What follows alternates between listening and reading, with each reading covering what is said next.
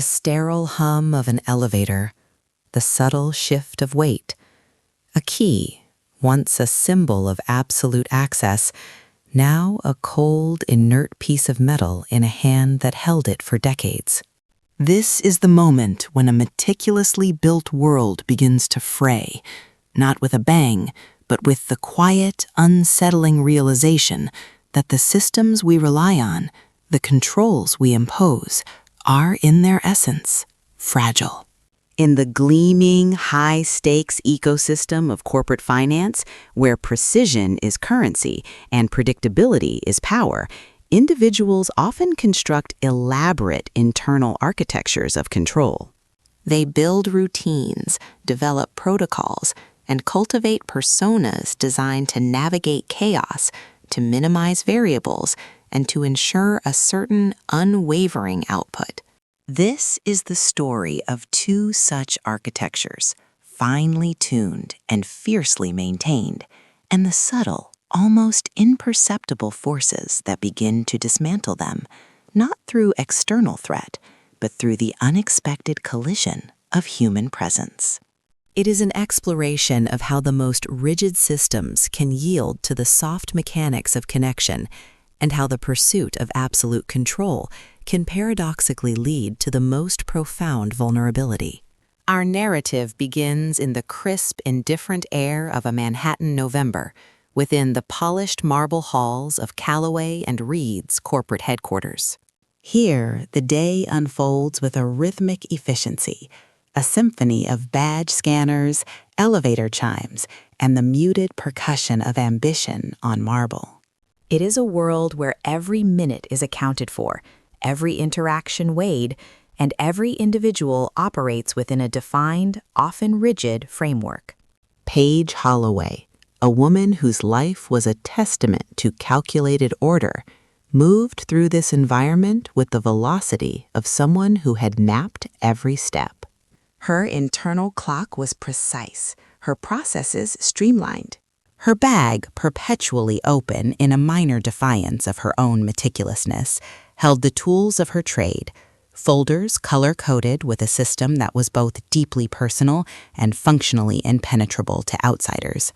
Preliminary findings in coral, supporting data in sage green, follow-up items in a very specific shade of dusty rose, a distinction she fiercely protected. Her professional life was a series of perfectly executed algorithms designed to minimize friction, maximize output, and contain the unpredictable. She arrived at 8:47 a.m. 13 minutes before a crucial briefing, 3 visual aids already prepared, her badge clenched between her teeth, her coffee held with the practiced grip of a woman who understood the precise temperature of functional. Then, the static. The smooth, predictable flow of her morning was interrupted by the sudden intrusion of another, equally formidable presence. Owen Patterson. He entered the elevator at the last possible second, a figure of unhurried confidence, seemingly immune to the anxieties of time. He moved with the ease of a man who had never worried about missing a train, an elevator, or indeed anything at all. The elevator gave a small mechanical shudder, a quiet descent from the old building itself. In that single fractured second, Paige's carefully constructed control faltered. The open bag, the folders, the coffee, elements of her system, now vulnerabilities. The coffee, still quite warm, made a graceful, decisive arc through the air, landing directly on Owen's tie, a dark, expensive, very Italian-looking tie. The silence that followed was not empty, it was heavy, filled with the sudden, sharp awareness of two worlds colliding. Paige looked up, and in that collision, registered the kind of inconvenient, undeniable data that her system was not designed to process. He was absurdly handsome. Not in a soft, forgettable way, but in a manner that briefly rendered language obsolete. His composed expression, however, suggested he was already calculating 3 things at once. This unexpected breach, This minute deviation from her meticulously planned day was quickly filed under professional setback. Paige, ever the pragmatist, crouched to retrieve the scattered contents of her bag: a pen, a notebook, 2 carefully wrapped biscuits. Owen, surprisingly, crouched too, his marginally helpful gesture leading to a soft, undignified thud of heads, an accidental intimacy in a professional space. "Sorry," they said, simultaneously, a fleeting moment of shared humanity. As she gathered her things, one of her biscuits, unnoticed by either, slipped into the breast pocket of his suit jacket. "Send me the dry cleaning receipt by email," she said, her voice betraying nothing of the internal data processing. "We'll settle it." She walked out of the elevator, spine straight, badge in hand, leaving Owen with a coffee-stained tie, an inexplicable biscuit, and 3 friends whose immediate, unanimous laughter underscored the very public nature of this disruption.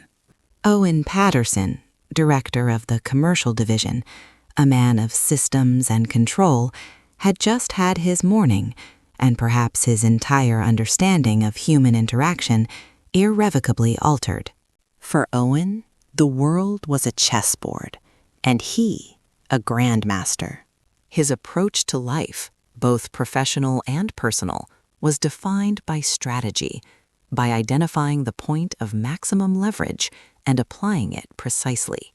The coffee incident, while initially irritating, quickly morphed into an opportunity, a data point in a new, unscheduled experiment. His friends, witnessing the aftermath, saw a wager. 2 weeks, Daniel, the instigator, proposed, to make her hate you, and 2 more to make her fall for you. Owen, a man who made decisions quickly and reconsidered them slowly, agreed. It was, as he would later understand, the worst decision of his 38 years. He was about to test his meticulously crafted systems against an unknown variable, Paige Holloway. Paige, meanwhile, began her 6-week contract as an internal restructuring project lead with the CFO's office. Her mission, a review of operational costs across 4 divisions, culminating in a board report. It was a perfectly defined task, precise, consequential, and entirely free of ambiguity. Deliverables, deadlines, a clear definition of success. These were the parameters within which Paige thrived. Her workspace on the 14th floor, a glass-walled room with a large whiteboard, became her new analytical sanctuary. She organized her folders, opened her laptop, and began constructing a project framework, completely undisturbed by the ripples she had created across the floor. She had noted Owen Patterson's nameplate, the composed expression, the particular energy of a man who moved through rooms like he had reserved them in advance. She filed it under Noted and returned to her whiteboard. He was, to her system, relevant to the environment, but not personally significant. This position, however, became increasingly difficult to maintain. Owen, in pursuit of his strategic irritation phase, found himself consistently thwarted. His attempt to assert customary authority at a general meeting was met with Paige's serene, color-coded shorthand, a system impervious to hierarchical reordering. His pointed remarks about her preliminary timeline were met with genuine consideration and a calm, "That's a fair point. I'll add a buffer." He had not expected to be thanked. His attempts to monopolize the floor's printer were met with Paige simply going to the 13th floor, returning with her documents, a cup of tea, and the pleasant, disconnected energy of someone who had taken a mildly scenic route and found it acceptable. Her imperviousness was not defiance, it was simply a lack of engagement, a systemic disinterest in his provocations. Owen, a man of systems, found this profoundly irritating. It was difficult to irritate someone who had already decided you weren't worth being irritated by. His internal scoreboard, if he were honest, read Owen Patterson, 0. Paige Holloway, a number so high it had become abstract. He observed her organizing her project documents by color, initially dismissing it as a quirk. Yet, when she produced Q3 variance data in 11 seconds flat, while others scrolled, he made a mental note. The system worked. He didn't understand why, but it worked. He also noticed, against his will, the biscuits in her bag, small, individually wrapped, eaten with quiet efficiency, without a glance around for validation. He found this, in a way he couldn't quite articulate, somewhat extraordinary. The slow, quiet erosion of their professional distance began almost imperceptibly. Owen, adhering to a biological pattern more than a system, arrived at the kitchen at 3:15 p.m. For his afternoon coffee, Paige, unexpectedly, was already there, absorbed in her phone, operating on the principle that arriving first established territorial priority. He initiated a conversation, offering observations about boardroom lighting, then about her two-handed mug grip. Her responses were perfectly reasonable, yet failed to constitute a conversation. "Is that a problem?" she asked, regarding her mug grip, leaving him with no answer, an extremely rare professional experience for him. As he left, he thought he heard a suppressed laugh. His status report message to the group chat, "On track," felt increasingly like a performance, a deflection from the unsettling reality that the situation was no longer developing the way he had intended. Paige, too, had begun to notice Owen's frequent appearances in rooms she already occupied, filing it under almost certainly coincidence. Yet something felt mildly unsettling. The client dinner with Harrow Financial marked a subtle yet significant shift. Paige, meticulously prepared, found herself at a table where Owen sat down directly to her left. She had braced for performative charm, the kind of corporate artifice that was impressive, yet left one feeling managed. Instead, he was simply competent, attentive to the clients, precise in business discussions, even eliciting laughter from the formidable Harrow CFO. Paige found this unexpectedly difficult to remain neutral about. As the conversation turned to her project, she answered with directness, feeling the small, warm competence of knowing her material. She became aware of Owen's attention shifting from his own conversation to hers, a subtle pressure change in the room. Twice, when she made a point with particular precision, she felt, rather than saw, him angle his head slightly, the way people do when something unexpectedly catches their interest. This, too, she simply noted and moved on. The evening ended with a sudden, solid November rain. Paige, unprepared, faced a calculation of wet wool and non-waterproof shoes. Owen, appearing beside her, his large, well-built umbrella already open, offered a ride. "I'm going east," she said. "East is fine," he replied, simply, without strategy. Under the shared umbrella, the city closed around them, muffled and blurring, and the professional distance narrowed further. "Margaret liked you," he observed. "She liked the data," Paige corrected. "She liked the way you delivered it," he countered. "There's a difference." At the cab stand, the rain catching the edge of his face, the moment felt briefly like something from a different story. "Thank you," she said, "for the umbrella." His expression was different, quieter, something slightly unguarded. He couldn't remember where he'd been planning to go. Marcus, his friend who had witnessed the scene, typed into his phone, "I've seen everything I needed to see." For Paige, the evening, unexpectedly, had been rather good. The folder in her mind, previously closed, now didn't quite close all the way. The shift, when it came, was gradual, then all at once. Like many significant things, it happened without warning, without formal announcement. It began with coffee. Owen, now arriving at the kitchen at 3:15 p.m., without any strategic calculation, made 2 cups. He knew how she took it. Black, half a sugar, no milk. Simple, decisive, no fuss. He delivered the second cup to her workroom, setting it on the corner of her table without comment. "You didn't have to," she began. "I was already making one," he said, a truth that was also insufficient as an explanation. They both knew it. Neither said so. She looked at the cup, then at him, and returned to her spreadsheet. The gesture was repeated on Tuesday, then Wednesday. By Thursday, it was simply a thing that occurred. She made space for the cup. Occasionally, mid-complex task, she would reach for it without looking up, as if it had always belonged there. He noticed this. He was not prepared for how much he liked it. Paige, constitutionally a noticer, had made the executive decision to stop pretending she didn't notice things. Owen Patterson, for reasons she had not yet fully decoded, had ceased to be a calculated irritant and become something considerably more difficult to categorize.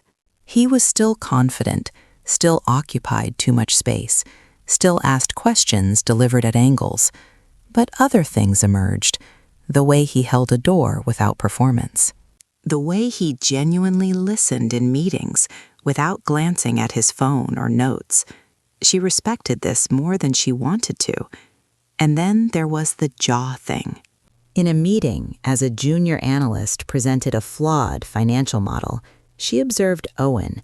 His jaw tightened, just slightly, a micro-expression along the lower left side of his face. A barely there compression, a data point. Tightens when disagreeing, left side.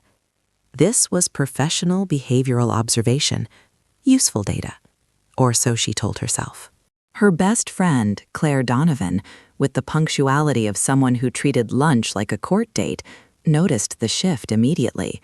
Something happened, Claire stated. Nothing happened, Paige insisted, her extra-organized face betraying her. Claire pressed. Who is he? Paige deflected.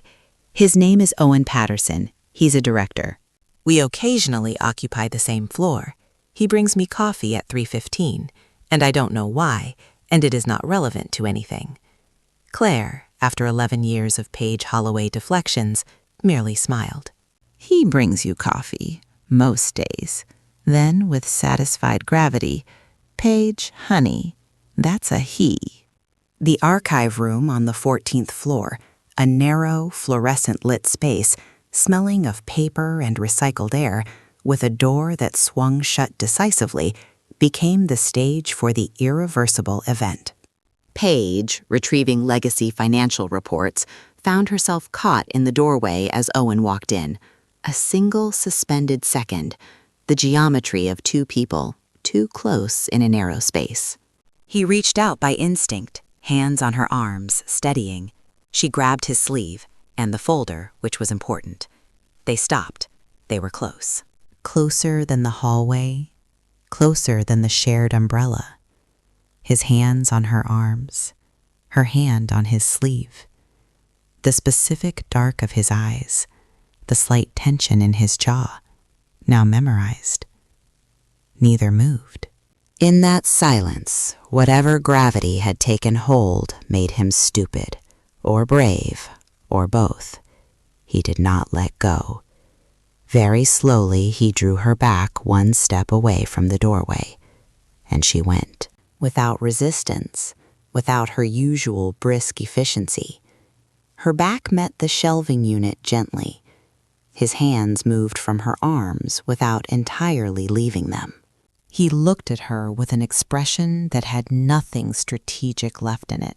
Her organized face Claire would have immediately recognized as gone, replaced by something less controlled, a quickened breath, a faint warmth in her cheeks she blamed on ventilation, eyes that were no longer professionally assessing. He was looking at her mouth.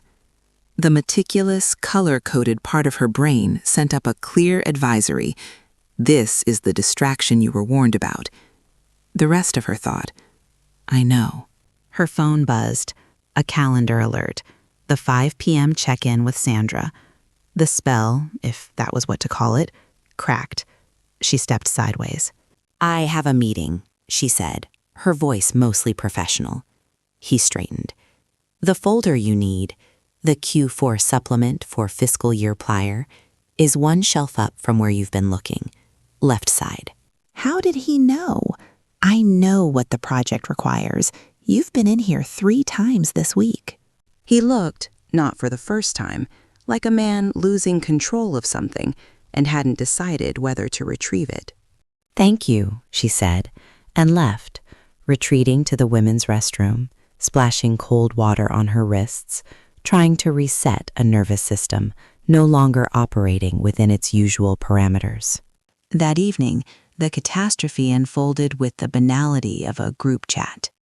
Daniel, the architect of the bet, accidentally sent a message intended for his close friends to a broader, professionally mixed group, the Thursday crowd, which, by a particular comedic cruelty of fate, included Claire Donovan. The message, status check, O still hasn't made her hate him. Pretty sure he's the one falling. Pay up if she doesn't crack in the next 2 weeks. It was specific, detailed, and utterly damning. Claire, excusing herself from a meeting, read it twice, then once more for confirmation. Daniel's subsequent single-word reply solidified the reality. Claire called Paige. They met at Paige's preferred coffee shop, a place of corner seating and quiet. Claire placed her phone face up on the table. Paige read the message. The room did not spin. Her hands did not shake. She simply read it, completely, the way she read all information. Then she set the phone down and folded her hands. How long do you think it's been going? She asked, her voice level. From the beginning. The elevator. Paige nodded slowly. The coffee at 3:15. The umbrella in the rain. The archive room. The way he had said, No, she corrected herself. The way he would eventually have said something like that, because that was the direction it had been heading, and she had known it, and let herself believe it was real. The jaw, the specific, memorized tightening of his jaw, the folder she was still carrying when she left the archive room, held on to even when everything else slipped. Okay, she said. I have a project to finish. Am going to finish it, Claire. I'm fine. Claire knew, after 11 years, that I'm fine in this register meant something considerably more complicated than fine. It meant something real had been placed deep inside, where it couldn't make noise or affect her stride, or show up uninvited. It also meant the real smile would be absent for a while. The next morning, Owen appeared at her doorway at 3:15 with 2 coffees. Her expression was pleasant, organized, and completely closed. Thank you, she said. You don't need to keep doing that. Something in her tone registered. He could see it in the subtle recalibration of his posture. Paige, I have a deadline this afternoon. She looked back at her screen. Have a good day, Owen. The door that had been slowly opening was now closed. This time, it did not feel temporary. Owen's attempts to mend the breach were met with the calm, courteous, yet impenetrable politeness of a woman who had decided on a position and committed to it entirely. He said in the corridor. You don't, she replied without slowing. I understand what it was. I don't need the explanation. We don't have a personal relationship that requires one. The project is going well. That's what matters right now. He felt like a negotiator whose counterparty had already left the building. His email, drafted 3 times for honesty and plainness, met a similar wall. Thank you for saying that. Really, please don't worry about it. These 4 words, in his 7 years of multi-million-dollar negotiations, were the most impenetrable he had ever encountered. Marcus, his friend, offered a single concise piece of wisdom. You've been trying to explain the bet. She doesn't need the explanation. She knows what the bet was. What she doesn't know is that it ended. The 3rd attempt was in person, at her workroom. I know you said not to worry about it, he began. Owen, I'm not explaining the bet. I'm telling you, it ended a long time before any of this. and that everything since then has been real. He spoke with the slightly uncomfortable honesty of a man unaccustomed to vulnerability. She held his gaze. "I appreciate that," she said. Then quietly, "I just need some time." He nodded and left.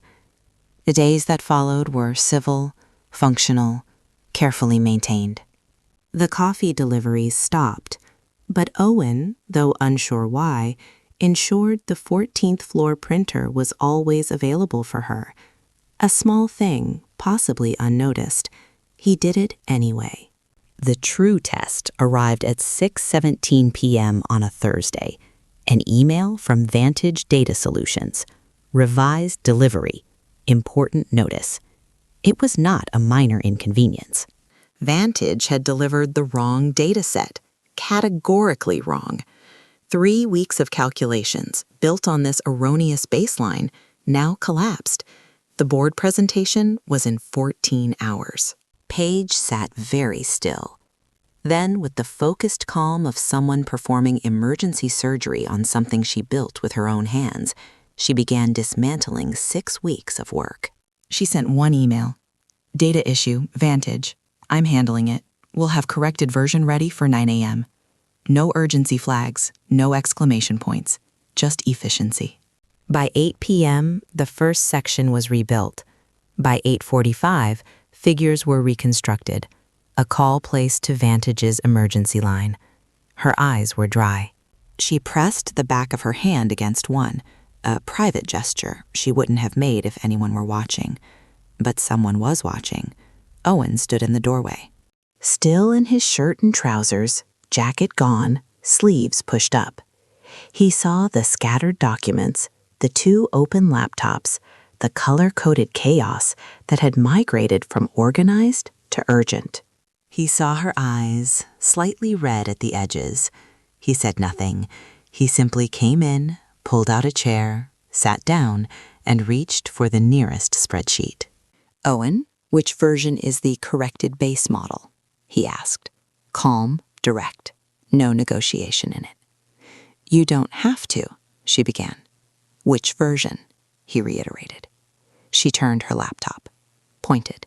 They worked, not with careful, managed professionalism, but the way people work when something real is at stake. Documents. Owen knew the commercial division's figures from memory, a fact that proved extraordinary. Paige, navigating the data with rigorous methodology, found the architecture of the problem changed by his presence, by his ability to verify numbers in real time. What had looked like a 14-hour reconstruction became something with a visible end. Vantage called back. Owen watched her handle it, the clear, exact language, the specific questions, the way she ended the call in under 4 minutes with exactly what she needed. He corrected a formula in column G without being asked. "You caught that in under 30 seconds, she observed. "Column G is always where it hides," he said, without humor, without performance. Something moved in her face, quieter, considerably more honest than any organized composure. At 11:55, the final validation ran. The model held. Every figure reconciled. The report was structurally sound. She exhaled, a full, released kind of breath, the kind that had been held by effort for hours. She turned to him. He was watching her, his expression unmanaged, unstrategic, uncomposed for effect. He looked, in the quiet of the empty floor, with the city glowing behind him, like a man who had stopped performing hours ago and forgotten to put it back on. "The bet ended a long time ago," he said, quietly, simply. The same words as before, but this time in an empty room, without the corridor between them, without anything between them at all. She looked at him, at the honest, unguarded face, the sleeves still pushed up, the pen still in his hand. And Paige Holloway, who had color-coded her entire professional life, who had said, "I'm fine," when she wasn't, and "don't worry about it" when she did, leaned forward first. The kiss was soft at the start, the way things are when they've been held back so long that their arrival feels almost impossible. His hand came up to her face, careful, as if she might change her mind. She didn't. The rain had started against the window, unnoticed, now constant and quiet. The corrected report sat open on the laptop, unlooked at. When they pulled back, the room was the same. Everything else was different. "The report is ready," she said. "I know," he replied. "Thank you," she added, "for tonight." He left, and she pressed her fingers to her lips, ensuring it was real. It was. The board approved the report. Exemplary, the CFO called it. Margaret from Harrow lauded the methodology. Sandra, Paige's colleague, sent a capitalized yes. Paige received it all with her usual measured composure, then allowed herself a private, undignified, entirely genuine smile for 8 seconds in the women's restroom. The days that followed were different in a way impossible to miss. Nothing had been formally declared. They were, by disposition, people who did not rush the labeling of things. Paige, because she processed carefully. Owen, because he had learned, with some humility, that he did not always know as much as he thought. What existed instead was a quiet accumulation. The coffee returned, 2 cups at 3:15, sitting on the corner of the table without comment. But this time when she reached for it, she looked up, and he was still in the doorway, and she said, "Sit down if you have a minute." And he did. They talked. Not about projects or divisions, but just talked, like people who had been circling something for weeks and had finally stopped pretending they weren't. She told him about her color-coding system, its origins and recipe cards from her grandmother, a level of trust she had never offered professionally. He listened, asked one question, then said, completely seriously, "The Q3 report on the Harrow account is filed wrong in the East Archive Room. It should be coral." She stared, then laughed, a real full laugh. He looked at her with an expression she was beginning to recognize as his version of satisfied. He told her about rebuilding the commercial division, the parts he hadn't told her before. She listened, and when he mentioned the single meeting, the single number that aligned, the moment he knew the division would hold, she said, "That's the feeling, when the columns reconcile." The small things multiplied. He discovered her favorite biscuit was a specific shortbread from a bakery 2 blocks east, not through investigation, but through a quiet observation in the lobby. The following Monday, a paper bag of that same shortbread was on her table. She ate one, put the rest in her bag.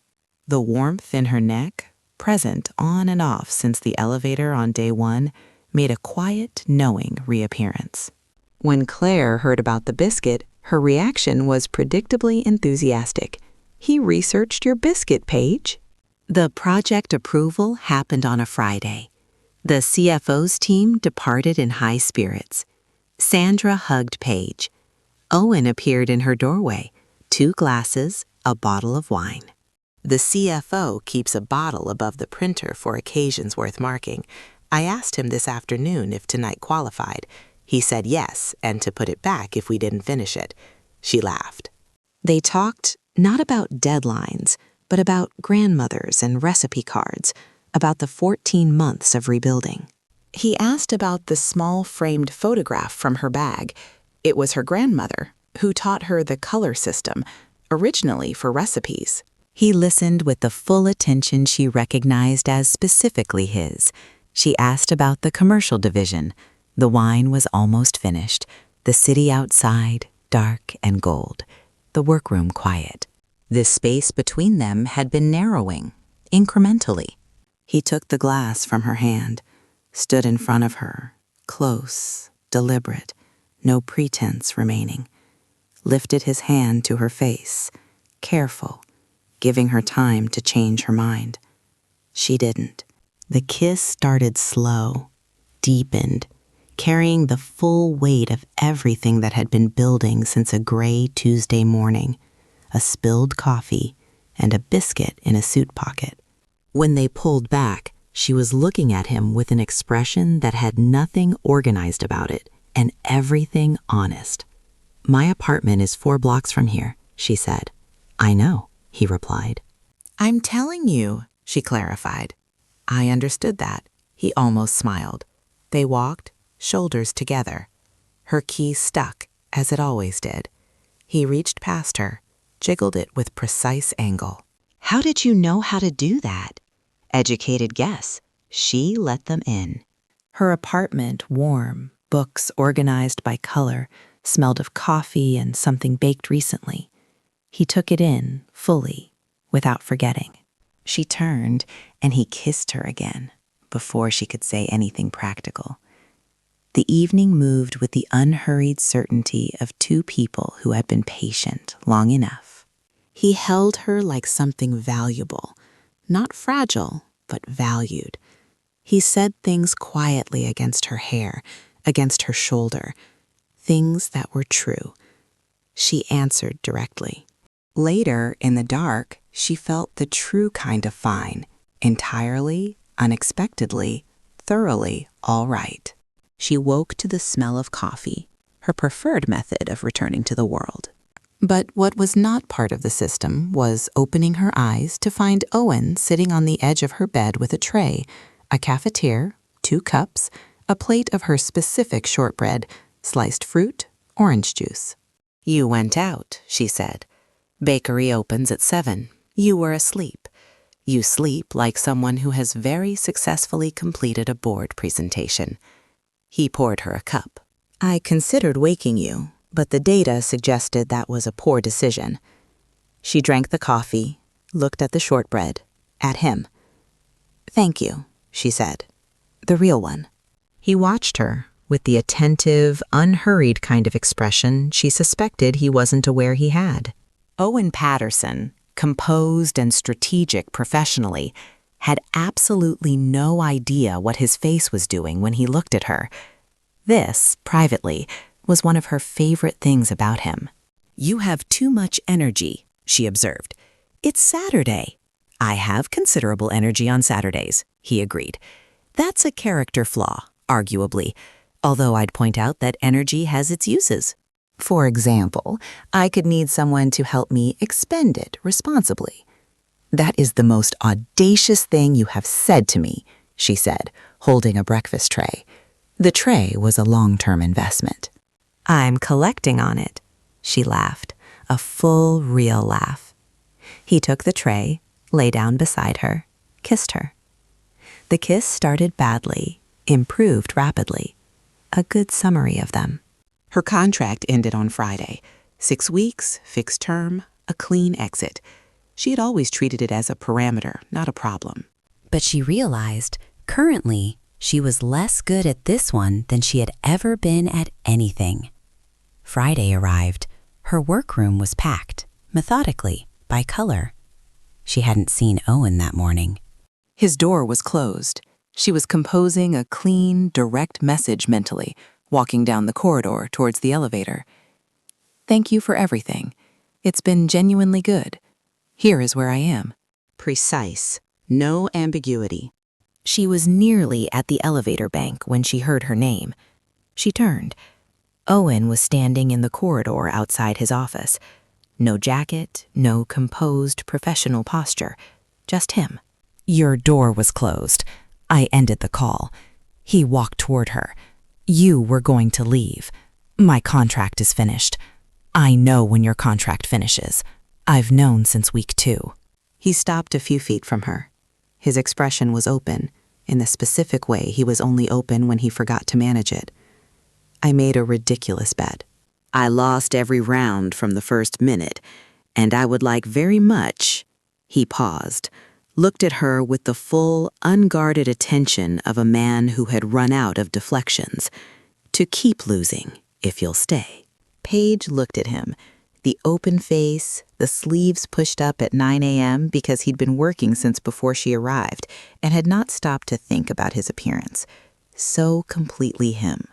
Something settled in her chest with a small, decisive click. "That is a terrible declaration," she said. "I know. I had a better version, and I lost it when I saw you putting on your coat." The elevator doors opened. Neither moved. She looked at him for one more moment, then she set the bag down, stepped forward, and kissed him. In the corridor, with the elevator patiently open, the morning going on around them, he held her with the certainty of someone who intended to keep doing this indefinitely. When she pulled back, the smile was already there, the full one. "I'll stay," she said. He exhaled, a small, real, unguarded exhale. "Good. I'll need an office, a proper one, with a whiteboard." Done. The big whiteboard, not the small one page. And I'm keeping my color system. I don't want to hear anything about it. "I told you 3 weeks ago the Q3 report should be coral," he said with a perfectly straight face. "I've always respected the system," she laughed. He was already smiling. The elevator closed. Neither noticed. 6 months later, they were in the middle of an argument about dinner reservations, a disagreement about whether planning too far in advance removed spontaneity or simply respected everyone's calendar. She was making her case with both hands. He was standing with his arms crossed, listening, intending to dismantle it. She was mid-sentence when she noticed he had stopped listening to the words. He was looking at her, not with the listening look, but the other one, the involuntary one she had learned to recognize. She slowed. "What?" He uncrossed his arms, reached into his pocket. Put a small box on the table between them. No announcement, no preamble, no orchestration. Stepped back slightly. She looked at the box, then at him. "Marry me," he said. Not a question, not a performance. Just his voice, direct, entirely without armor. The apartment was quiet. Paige looked at the box for a long moment. Then she opened it. The ring was simple, exactly right. "You didn't kneel," she said. He knelt immediately, without hesitation, with the expression of a man doing this under slightly undignified circumstances and not remotely caring. His face, from this angle, was completely open. No dry humor, no composure, just him looking up at her, everything visible. She started laughing. He started laughing, still kneeling. The argument entirely dissolved. She took the ring from the box and put it on herself. "Yes," she said. "Obviously, yes." He kissed her. Daniel, his friend, finding out later, reportedly sat down on his kitchen floor to process it. They married on a Saturday in early spring. The ceremony, elegant and specific to them. No excess, no performance. Just the things that mattered, said clearly in front of the people who had earned the right to hear them. Owen's friends were there. Daniel, weeping from the processional. Marcus, smiling with thorough vindication. James, arriving late, knocking over a flower arrangement. Claire cried from the entrance, audibly, without apology, with the full-hearted joy of a woman who had known, before anyone, exactly where this was going. Owen danced, having secretly practiced for 3 months, and stepped on her foot twice. She laughed both times, which was the only outcome he had actually planned for. He considered it a success. 1 year later, on an ordinary Tuesday morning, he was on the phone at the kitchen table, a quarterly report open. She came in from the bedroom, set something on top of the papers in front of him, and leaned against the counter. He looked down. A pair of tiny shoes, white, impossibly small, placed side by side. He looked up at her. She was smiling, the full smile, the one that went all the way up, the one that had always, from the very first gray Tuesday morning in an elevator, been the thing that undid him completely. He ended the call without saying goodbye. He stood up, crossed the kitchen, and held her for a long time. She let him. Outside, the city went on. Inside, Nothing needed explaining. The spring light came through the window at the angle that made everything look like a beginning, which, as it turned out, it was. This story, woven from the threads of spreadsheets and shared umbrellas, reveals a fundamental truth about the human condition. Even the most rigorously constructed systems, the most carefully maintained professional masks, will eventually encounter an unpredictable variable. It is in these collisions that true transformation occurs, not through the abandonment of order, but through the integration of the unexpected. The quiet, analytical mind and the strategic, confident will, once locked in a dance of opposing forces, found a new equilibrium, a new system built not on control, but on vulnerability, trust, and the profound, quiet understanding of another. What then can we truly control in our meticulously planned lives, and what must we simply surrender to? The answer, perhaps, lies not in rigid adherence to blueprints, but in the adaptive capacity to recognize when the most significant data points are not found in figures, but in the unspoken, in the subtle shifts of an expression, in the quiet, unguarded moments that redefine what functional truly means. Consider the architectures you've built around yourself. How secure are they? And what might happen if an unexpected element were to challenge their very foundations?